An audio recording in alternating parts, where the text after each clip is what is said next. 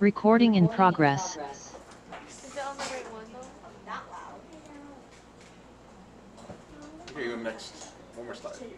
Okay, so let's let's read through it together.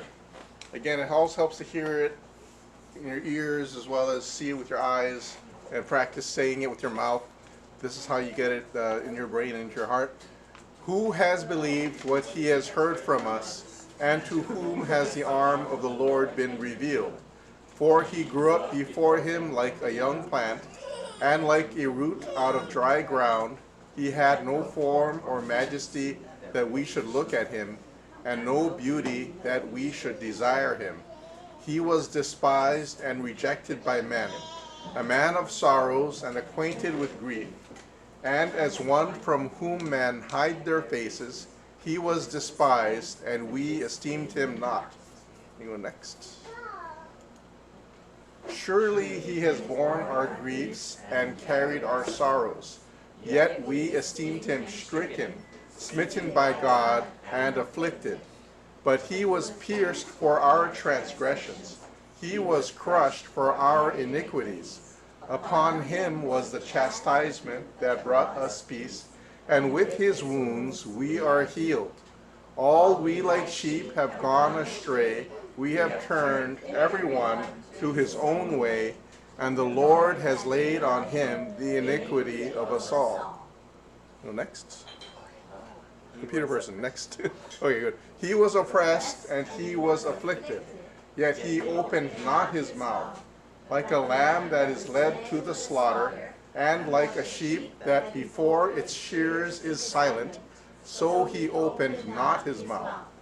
By oppression and judgment he was taken away. And as for his generation, who considered that he was cut off out of the land of the living, stricken for the transgression of my people? And they made his grave with the wicked, and with a rich man in his death, although he had done no violence, and there was no deceit in his mouth. Yet it was the will of the Lord to crush him. He has put him to grief.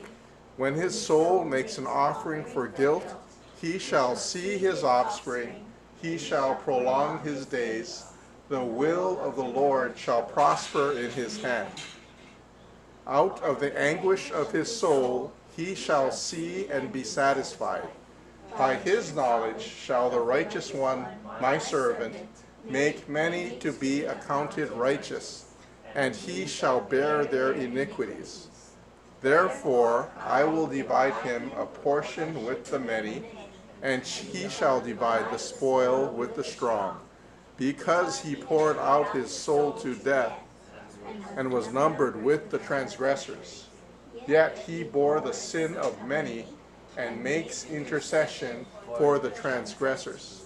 You go next.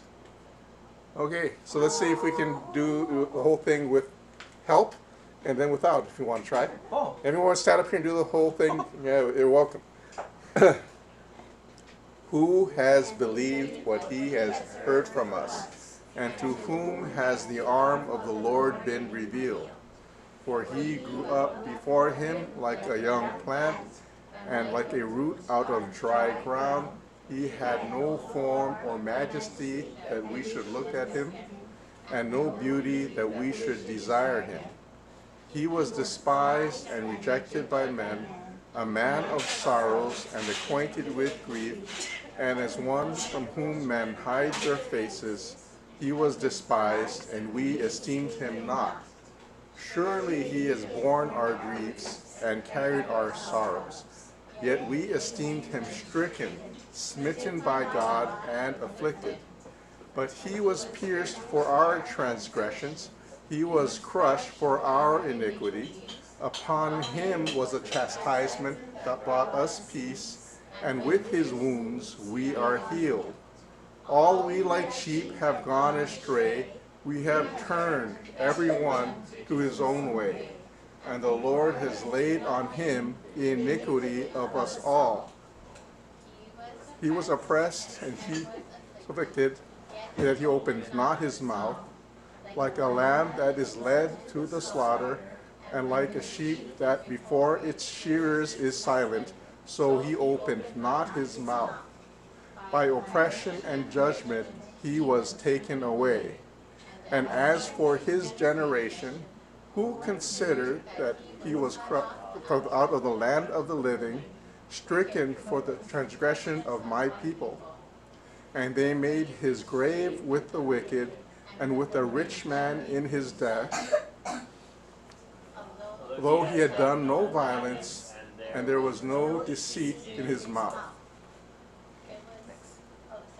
Yet it was the will of the Lord to crush him. He has put him to grief. When his soul makes an offering for guilt, he shall see his offspring. He shall prolong his days. The will of the Lord shall prosper in his hand. Out of the anguish of his soul he shall see and be satisfied.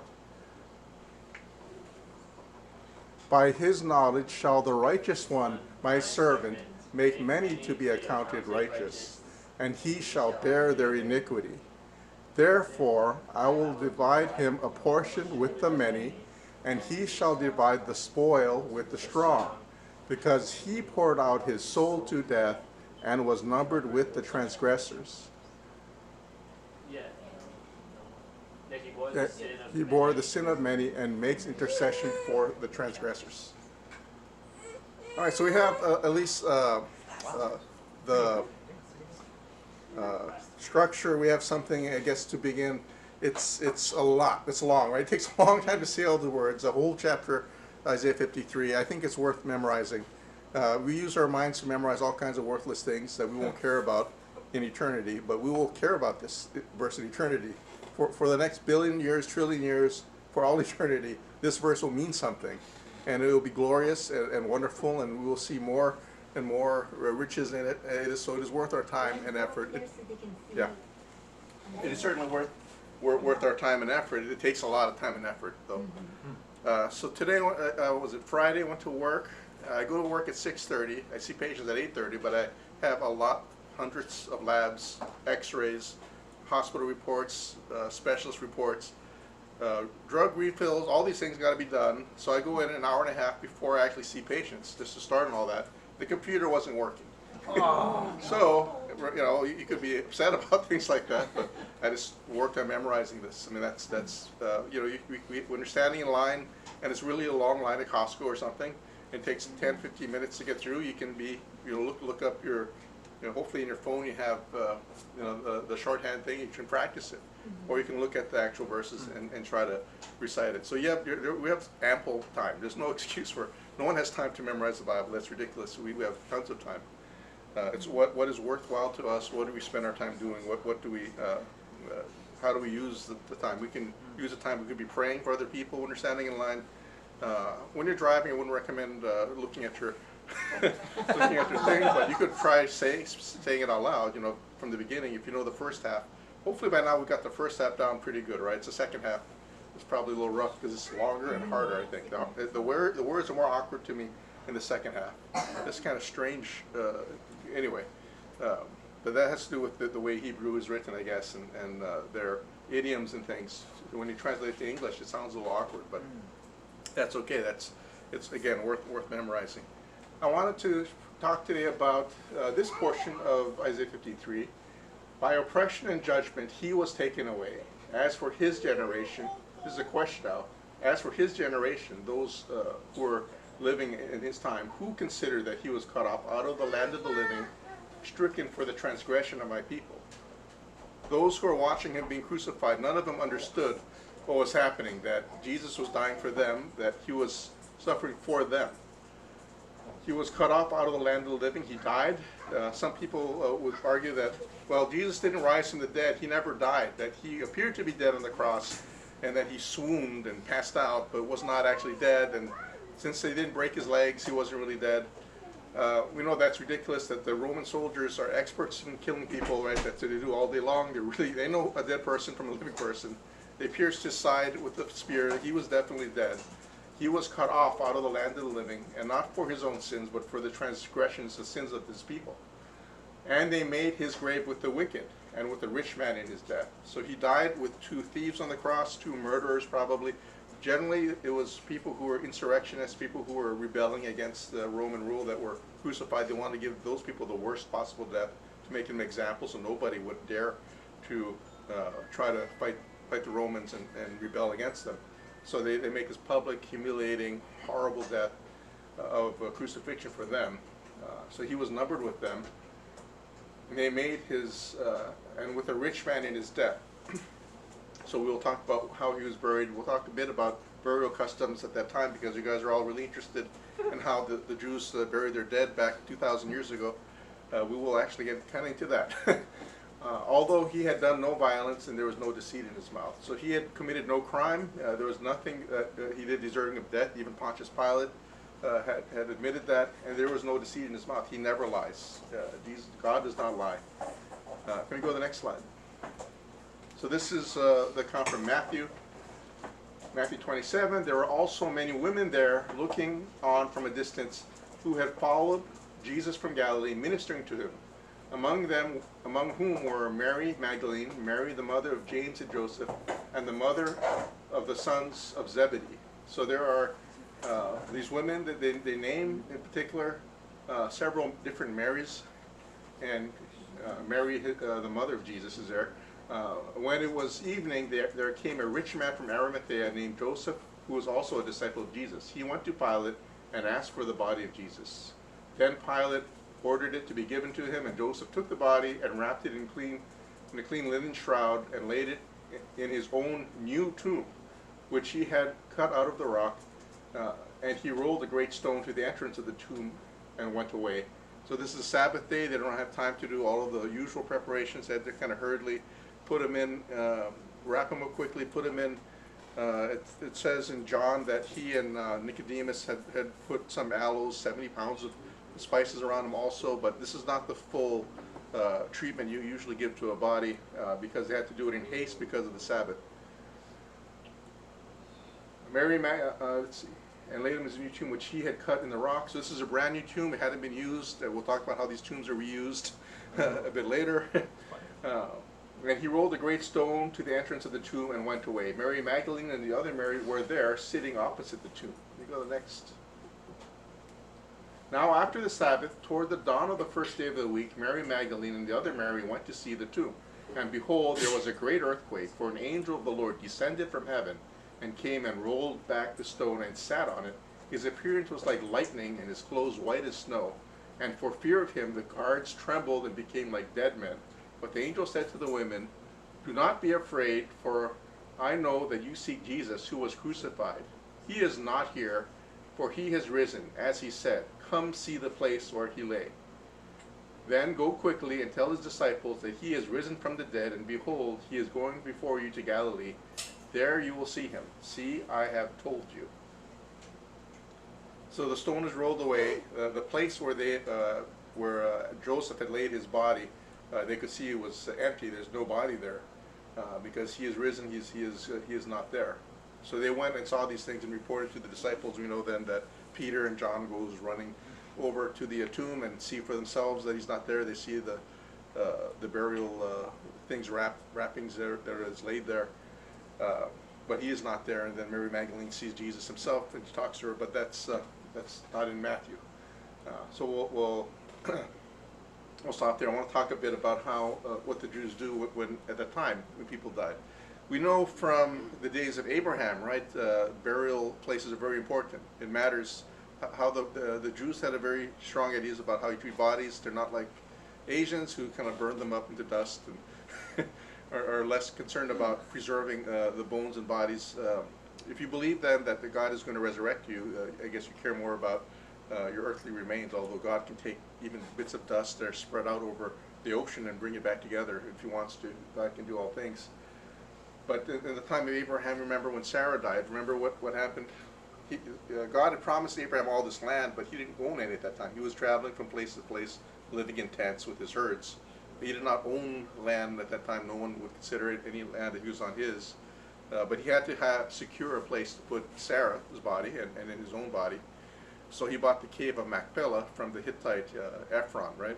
So he goes to Ephron, He goes there with all the other elders of the Hittite people, and then he buys this tomb at a very exorbitant price of 400 pieces of silver, which apparently is extremely high. It seems like the guy didn't really want to sell it to him, so he made this outrageous fee, and Abraham just paid it. And that was the first land that Abraham actually owned. There he put Sarah's body there. Later on, when he died, Isaac and what's his name? No, Isaac and his older son Ishmael came, right, and they buried him. They put him there. When Jacob dies in Egypt, he instructs him to take his body back and don't leave him in Egypt. Put his body, so they had to take him back to that cave. And when Joseph died, he told his descendants, "You better make sure that when you leave, you're going to leave one day. You're going to go back to the promised land. When that happens, take my bones and don't leave them in Egypt." He wanted to also be placed in that cave. So what this is, you know, in Abraham's time, and of course people say that they know where this cave is, and it's a sacred site and all. Who knows whether that's really the place or not? I don't think we can say today. In the Bible, you often see, and you know, this place is known. Well, that has been lost. That knowledge has been lost, unfortunately, to history. Thousands of years have kind of gone by. People in the time it was written maybe knew, but now not so much. I don't think with certainty anyway. We can talk about what burial rites were like at the time of Jesus. So we call this Second Temple time, right? So after the first temple is destroyed, we don't know so much about where is David buried and all those kings, because Jerusalem was really trashed, right? We know it was rebuilt. We know the walls were rebuilt. We were studying that in our Thursday night study about how Nehemiah rebuilt the walls, and we studied about how the new temple, the Second Temple, was built in Zerubbabel's time, and then Herod, of course, added more improvements to it, made it more magnificent. But that's all exterior around the temple that Herod built up to make it look fantastic. It's an incredible structure. At that time, when people died, they're starting to adopt some more, I guess, Greek ways of dealing with bodies and things. If a poor person died, they didn't have much money, they didn't have resources, they didn't have a fancy tomb. They would dig trenches. We call those trench burials. Trenches, and they would just put your body in a hole in the ground. That's kind of like what we would expect. If you were richer, if you had money, you could afford a family tomb, where they would cut it into rock, limestone generally. Can you go to the next page? I think I might have something about that. So if you want to look it up, you can look at that website, Jewish Virtual Library, about burial sites and things. And they talk about how they've been excavating, because they have to build all the time around Jerusalem. They found a large number of burial sites and tombs in Jerusalem dating to the Second Temple. So this is the period time of Christ, from the 2nd century BCE, so 200 years before the birth of Christ, to 70 AD. Because of course something happened in 70 AD, and then all these burial rites changed because the Jews were all killed or driven out of Jerusalem. But up until the time the Romans came and destroyed Jerusalem in 70 AD, this is the Second Temple period. So they've been finding these tombs and studying them. This has been going on. We're going to talk in particular about a tomb that was discovered in 1980. So these burial caves, so they're cut into the limestone rock. They have a small opening and open to a larger room, and usually you have several generations of bodies in there. The burial caves were in continuous use for several generations by members of the same family. Simple tombs have a narrow opening sealed with a square stone. Several dozen particularly large tombs have splendid facades decorated with columns, so some of them look like temples almost. If you were really, really rich, I guess you could have one of those. In primary burial, bodies were placed in niches, so they would carve like a shelf or a bench into the wall, and that's where they would put the person when they first die. So they would put the entire body wrapped up with the spices and myrrh and aloes and whatever else, and leave them there for a year. So at that time, the flesh would rot away, and a year later, they would open the tomb, go back in. There's mostly bones left at that point, and put them in a box called an ossuary. So in primary primary burial, bodies are placed in the niche or the bench, and or benches cut into the walls of the burial chambers. The most typical feature of the Jewish tombs of that period are stone chests with lids, ossuaries. So these are ossuaries. After a year, then the flesh rots away. They put the family go back in there, put the bones in this box called the ossuary. It's a bone box. It's much smaller than a coffin because you can fit, people are a lot smaller than just bones. They don't keep the bones laid out like a whole human being would be 6 feet tall or 5.5 feet tall, but this would be a box like that. So much smaller, and you can have a bunch of those, and they'll carve niches into the cave where they stick these things kind of like holes in the wall. So you could have like 10 people in there. You could have a whole bunch of these ossuaries in one tomb. And sometimes there'd be more than one set of remains in one box, because sometimes you put the mother and her child in there, or the husband and his wife in there.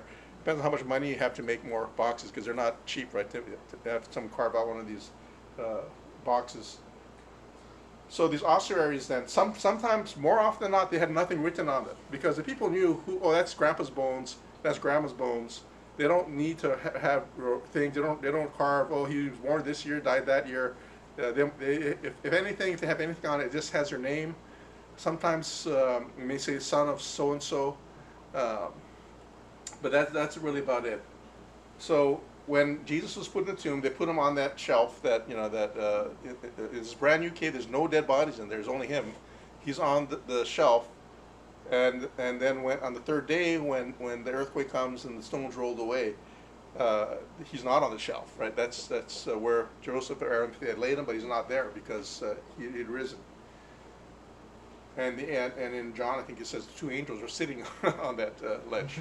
It doesn't mention that in Matthew, just that there was an angel sitting on the stone outside. So anyway, there are all these ossuaries. What's interesting about this? Earlier when I was reading about how all these Marys were at the death of Jesus, do you know that people criticize the Bible saying, how can there be so many people named Mary back then? They don't believe the Bible's true, that they don't believe, they couldn't have been all these Marys around. Why would that be such a popular name? Later on, Mary became a popular name because of Roman Catholic veneration of Mary, right? You have Maria, Maria probably more often than not, but this is a super common name. Not as much nowadays. I was looking it up. You know what the most common girl name is now? Emma. Olivia. Emma's 2. Emma. Olivia's 1. Very good. How about 3? 3. Oh, Amelia. 4, Sophia. 5, what is one in this room? Emma. Sarah. Charlotte. Hey. That surprised me. I didn't know that Charlotte made a comeback. Then Ava, Isabella, Mia, Luna, Evelyn, Gianna, Lily, Aria, Aurora, Ellie, Harper, Mila, Sophia, Camilla, Layla, Nova, Eliana, Ella, Violet, Hazel, Willow, Chloe, Ivy, Scarlett, Penelope, Eleanor, Elena, Avery. Avery is 33. Also a common boy's name. Sarah's way down. Oh, wow. Let's see. Leilani is ahead of Sarah. Leilani is 49. What's interesting here? How about Taylor? Alyssa not even top 100. What about Michelle with Sophie. 1 L? I don't see Michelle with any else. Not even in there. Yeah, Madeline, Natalie, Savannah, Aubrey. There are no common names. Eden. Just as a teacher, none of the names. Sarah is 92. All random. What about Sarah without the H? Sarah with the age of 92. I figure that doesn't mean all Sarahs. I mean, I figure they don't have all the derivations of the spellings because they can't. There's too many. So the name of Maria was like 70 something. It was way down from what it was. So looking at when ossuaries do have names on them, there is this catalog of all ossuaries they found. Again, this is the time of Jesus, right? So it's 2,000 years ago. About 25% of the women were named Mary. Oh. So Mary was a popular name, and if you wrote the Gospels 200 years later, you wouldn't know that. So if you're faking the Gospels, let's just call this Chloe and Mary, and making up names. You would not have realized that Mary was that popular name. But what the Bible is true. We find all the time, and whenever historians or archaeologists think the Bible's not true because there's no such person as Pilate, there's no record of that, then they find it. Then they're wrong. There's no such person as King Solomon. That's a made-up figure. That's like King Midas, or no. Then they find coins that have his name on it. So every time historians and archaeologists think that the Bible's wrong, they end up being proved. It ends up being proved right. If archaeology is correct, it always confirms what the Bible said from the beginning, because the Bible's true. So Mary was a very common name there. We know this because of these ossuaries, because we don't have records of marriages and deaths. There's no city hall now we can look at from 2,000 years ago that tells us who was born where and when, and who got married where and when, what their names were and when they died. All these things are lost, but we have these ossuaries that have names. We can kind of date about what time they come from. So we do know some things like that. And what it does show is that whenever people disagree with things like what the Bible says, with the names in the Bible are accurate to the time, and the frequency. You know, there's a lot of James in the Bible, right? James the Less, James the brother of Jesus, James the brother of John, and it was a popular name back then. Can you go to the next slide? This is one of the interesting caves they found. There's one of Caiaphas, Joseph, son of Caiaphas. Does that name ring a bell? It's a high priest, right? So this is a high priest at the time of Jesus, and when we were talking about how he was taken away by oppression and judgment. So Jesus' funeral was, not funeral, he was arrested at night, he was tried in the middle of the night, and then he was executed the next day. That does not sound like a fair trial by any means, right? That's a lynching, basically, where you just grab somebody and kill them the next day. What the enemies of Jesus did, the Jews did with the full participation and cooperation of the high priest, Caiaphas, and his son-in-law, we can read about in John. But they found his tomb, so again, there was really a high priest named Caiaphas. We have his bones. we can actually look at his bones. Can you go on next? There's some other interesting tombs in there. This one has to do with, so what king of Judah was not buried where the normal kings were buried?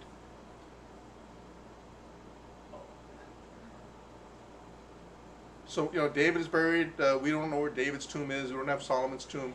But there was a king that had leprosy. Remember him? Oh, Uzziah. King Uzziah, right? So if you read the top, this thing says in Aramaic, here we have brought the bones of Uzziah, king of Judah. Do not open.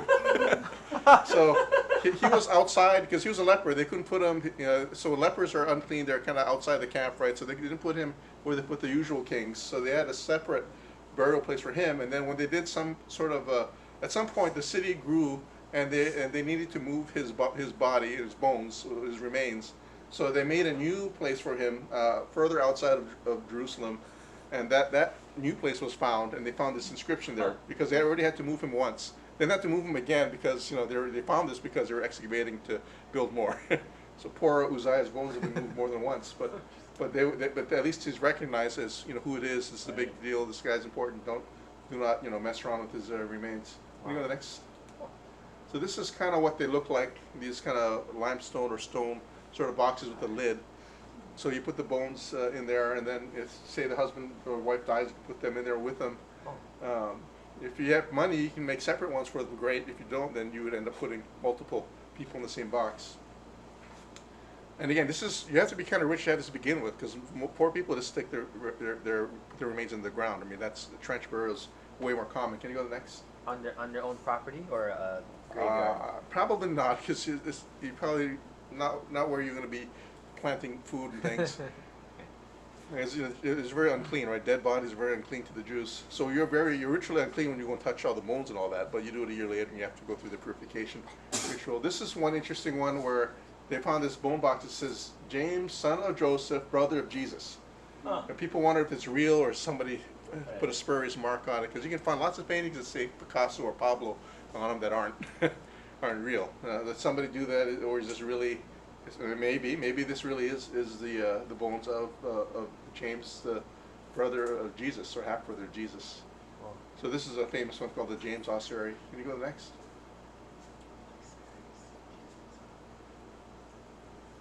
Oh, that's the last one. Okay. That's last one.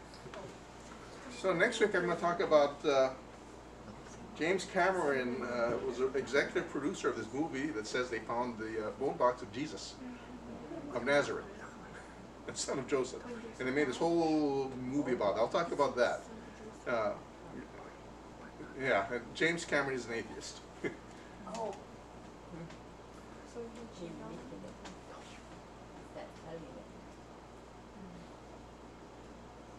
But again, Jesus was not rich. they made his grave with the wicked, and he was buried in a rich man's tomb. This is written by Isaiah 700 years before it happened, and it happened exactly as he said, as we can see from the Gospels, that he was buried in a rich man's tomb, a new tomb for Joseph Arimathea, which was not used, and we see the details of this, and when we look at archaeology, it all matches, because of course it does, because the Bible is true.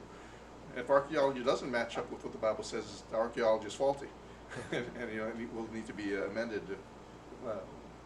But in any case, we can trust the Bible. We can see that what the prophets wrote happens when the Holy Spirit carries men along and they give prophecy. It happens. God cannot lie, and that is confidence we have when we read the Bible. When we read Isaiah 53 and we see God's plan of redemption, that the innocent servant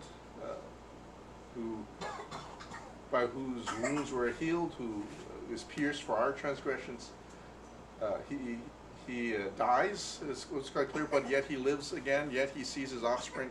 All these things happen in Jesus, and Isaiah, poor Isaiah, could not understand how this would make. It made no sense to him, but he wrote it down faithfully, and we have these things preserved, and we can rejoice and have great joy and great thanksgiving when we meditate on these things. So we meditate on our sin and our deserving of death, and yet Christ is the one who suffered in our place.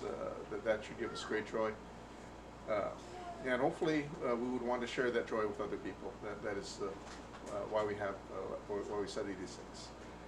So let's stop for now. I'll talk about this ridiculous movie next time.